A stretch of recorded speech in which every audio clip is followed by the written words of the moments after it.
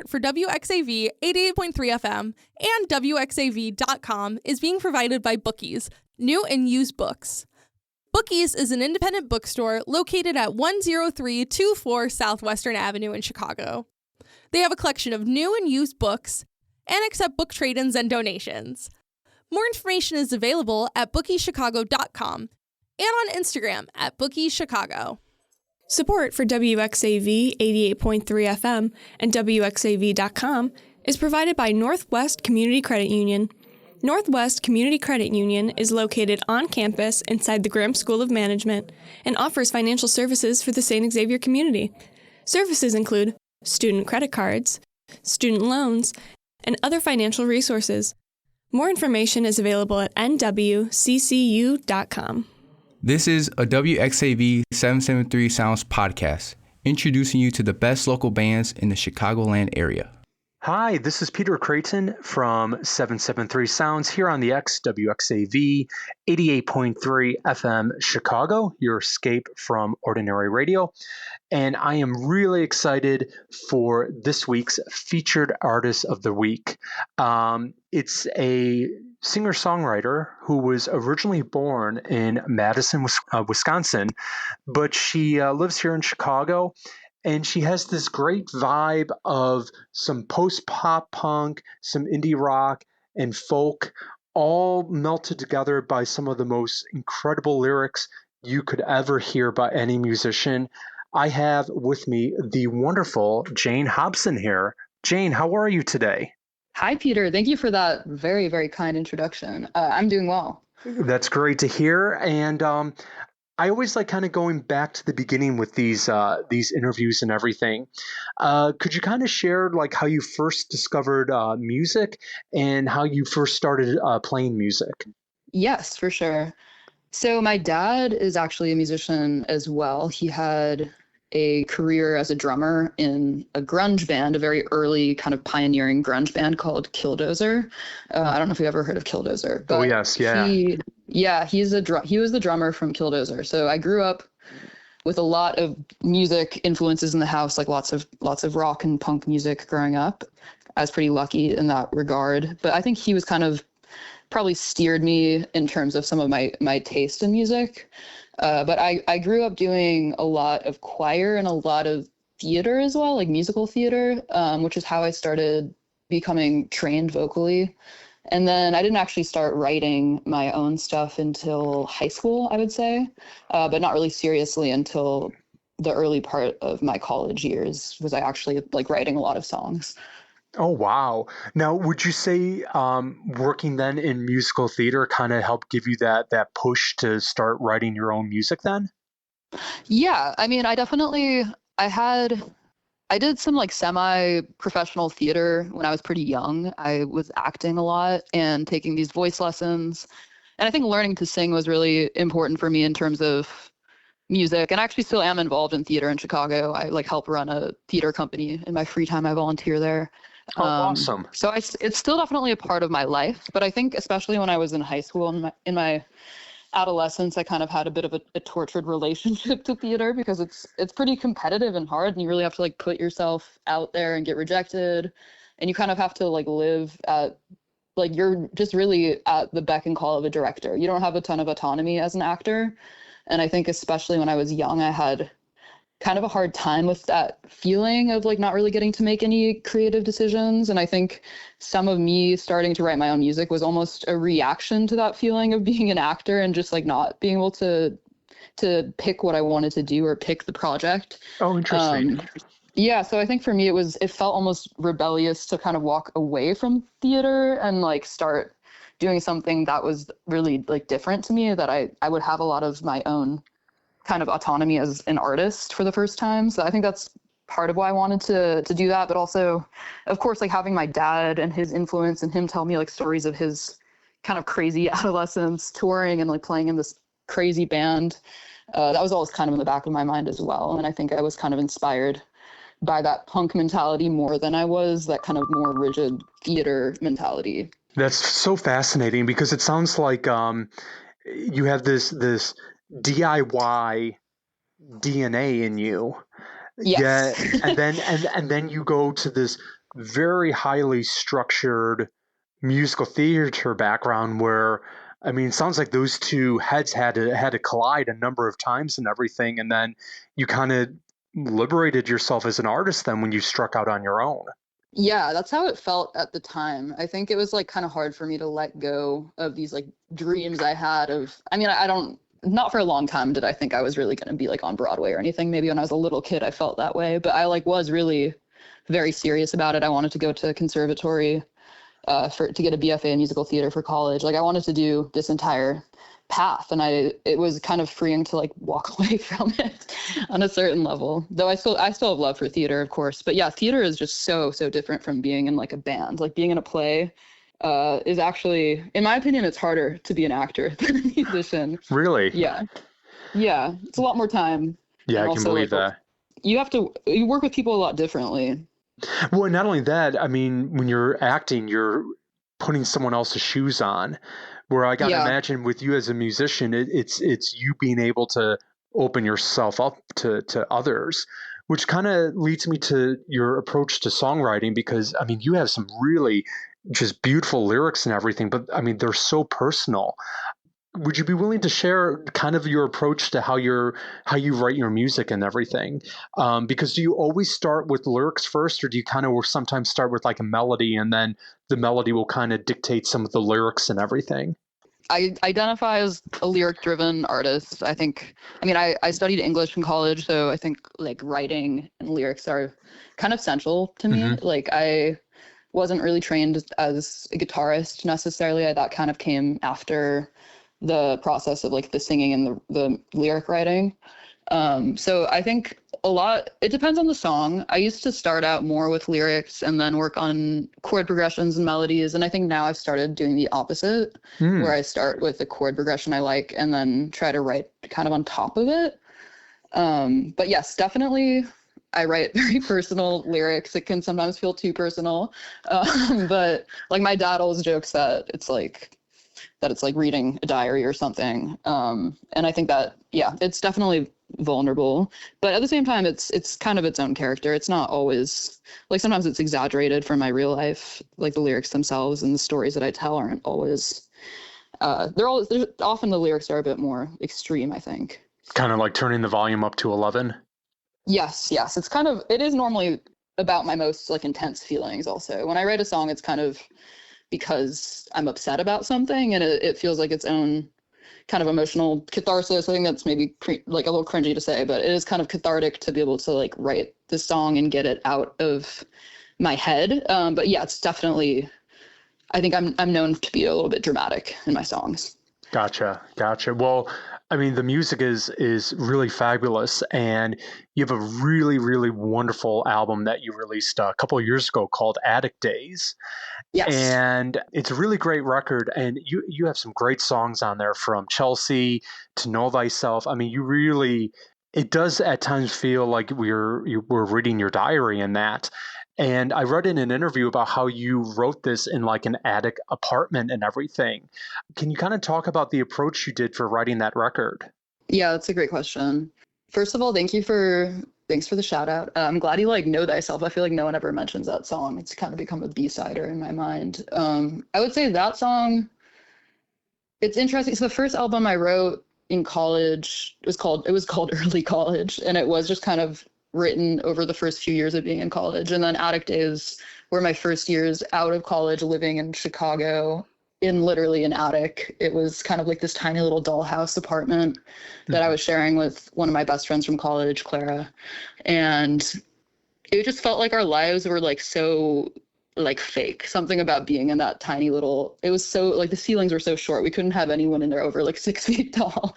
And I think just being in that space was like it was really fun and also very weird, kind of like looking down at everything and also just kind of coming to terms with being a grown up. And I do think like a lot of that album is just literally about like the feeling of growing up, but also I think coming to terms with the place I was in, going from a really rural little part of Ohio in college and then coming into this really big city and kind of trying to like understand what that was like. I was also having these growing pains a little bit with my band being in Madison still. I don't know if you listen to, and Know Thyself I think it's literally about like driving back and forth from Madison, because I was constantly taking the bus to like go play shows with them there, and then they would come here. So kind of being in this weird, unsettled part of my life. But yeah, a lot of that album, I think, was also about like relationships that I was still kind of dealing with, like the ends of, coming out of college. Again, really a growing up album filled with angst, angst and ennui. But those are usually always the best pieces of art, because it's so universal that so many people go through the same exact thing, and it's almost like a community building exercise, because someone can throw on that record and they know exactly what you're talking about in that song, because they've gone through a similar situation. Yeah, no, that's good to hear that it is relatable. Yes, it's very relatable. I'm here on the phone with Jane Hobson here on 773 Sounds. Now, Jane, if people want to find you on social media, where can they find you and give you a follow? I am most active on Instagram. My handle there is Jane_Hobdaughter, HOBDAUGHTER daughter, which is like a little joke that I came up with when I was 12, and it's kind of stuck with me forever. And then I have a Facebook page. It's just under Jane Hobson Music, as well as TikTok. I have at Jane Tries TikTok. I actually post a lot of TikToks on there now. And the rest of it, if you want to find the music on streaming, is just under Jane Hobson, HOBSON.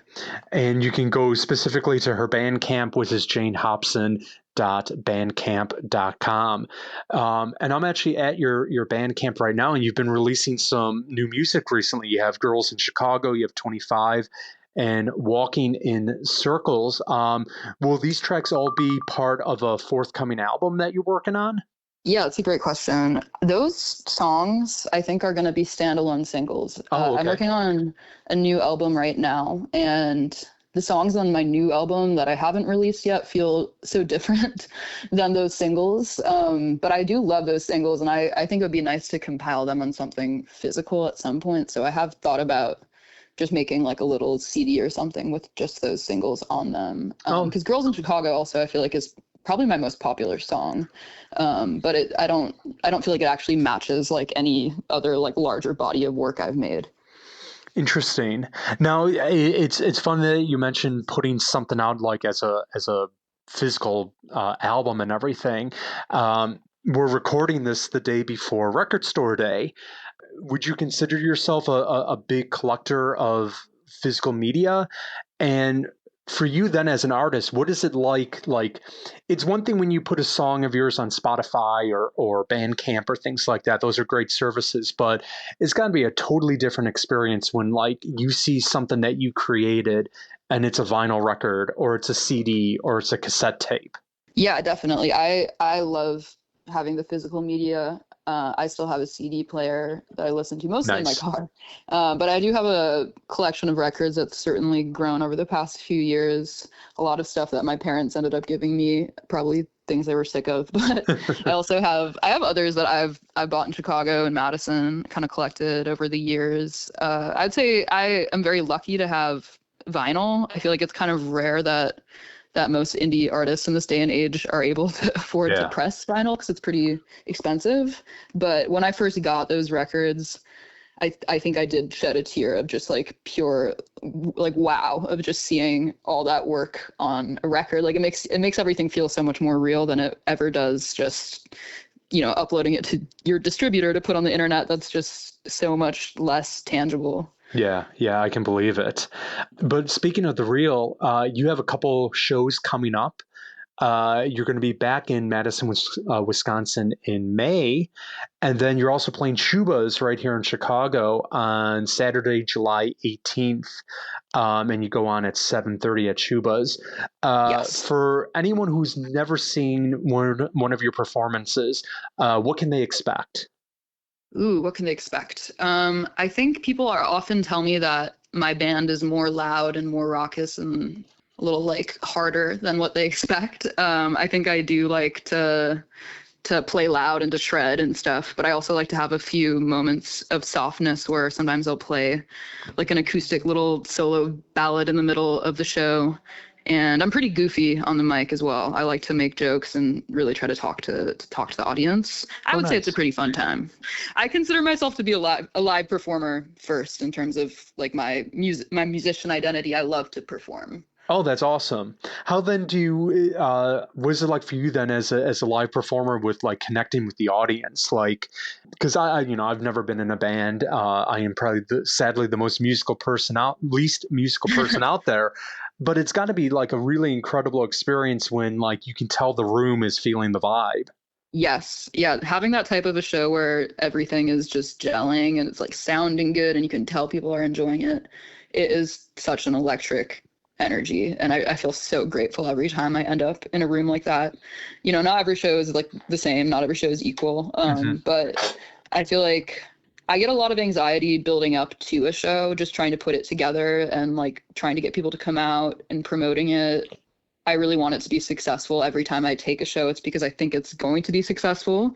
So I think I put a lot of pressure on myself in terms of wanting to play really good shows. When it actually comes to the performance, that's often the point that I'm the least stressed out, because I feel like pretty free when I'm on stage, which is kind of corny to say as well, and I think probably not that relatable to a lot of people. But I'm at a point where like I sometimes get stage fright if it's like a really big show, but most of the time I just feel like really excited and like so much like adrenaline.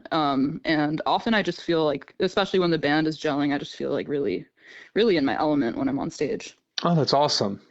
So I got to ask, because, you're a local musician here in the Chicagoland area. This is a weird, like, state of age right now to be in a band. I mean, it feels like less places to play live, through some of the stuff with like Ticketmaster and Live Nation just gobbling everything up. You have Spotify where it's just all algorithm based and, just weird things like that. What advice would you give to someone who is listening to this interview and, they're thinking about starting a band? What advice could you pass on to them? Yeah, that's a great question. It is a weird time to be a musician. I think there's a lot going on in the world generally, but especially in the music industry. In certain ways, it feels more messed up than ever with streaming and algorithmic play and stuff like that. But I would say if you want to start a band, do it. Like, there's just no reason not to. I think I've seen some of the coolest projects start in the most DIY ways, even with people who haven't played before, form some of the coolest bands. And I think it's one of these things where it just always builds. Like, when you don't think it will, it always just keeps happening. And I think posting online, it feels really embarrassing a lot of the time. And it is one of the most like vulnerable things for me, I feel like, is just like posting my face and trying to promote my music. But don't be shy to do it. That's how you find an audience in this day and age. And I think you just have to like be kind of unashamed in that regard, because there will be someone out there who's going to love your band. Like, you might be, like, whether or not you could imagine it right now, like you will be somebody's favorite band. That's got to be such a cool thing to experience, learning that you're someone's favorite band. I mean, that's just like the ultimate. Yeah, no, it is the ultimate for sure. That's so cool. And I would say like I think it is everyone is someone's favorite. That's my true philosophy. That's awesome. And also being someone on the local music scene, how would you rate the Chicago local scene right now? Ooh, wow. I love the Chicago scene. I think it's kind of insane in terms of just the sheer amount of talent that's everywhere. And there's a lot of venues here. I mean, compared to Madison is a pretty small scene. Madison has a pretty popping music scene, I would say, but you definitely get exposed to like most of the bands in a pretty short amount of time. And then when I went to college, there was like 5 bands and like I knew every single one. So I just feel like being in Chicago, I can discover a new band any day of the week. I could be like a Tuesday night and I just go to one of like the 10 venues that I like and I'll probably see something really awesome. And I also just think, given the fact that Chicago is kind of, in my opinion, like the most affordable, kind of up and coming, cool city, that a lot of the best bands are going to be coming out of here during this era. That's my guess. I think you're right on the money. I mean, we're kind of having a moment because you have like Rat Boys are making it big. Of course, Bridget Calls Me Baby. I mean, the Chicago scene is definitely having a moment nationwide. It's really fantastic to see. No, I think so too. So, again, Jane Hobson here with us on 773 Sounds. One final time, Jane, if people want to find you on social media or online, where can they go and where can they check you out? Yes, Instagram at Jane_Hobdaughter. My real name is Jane Hobson, but the joke is daughter. And then on Facebook, Jane Hobson Music, TikTok at Jane Tries TikTok, and then the rest of all the streaming apps, Bandcamp, whatever you like to use, it's just Jane Hobson. Jane, thank you so much. It was a pleasure talking with you. It was a pleasure talking to you as well. Thank you for having me. Thank you for listening to this WXAV 773 Sounds podcast. For more information on 773 Sounds, please visit our website, wxav.com.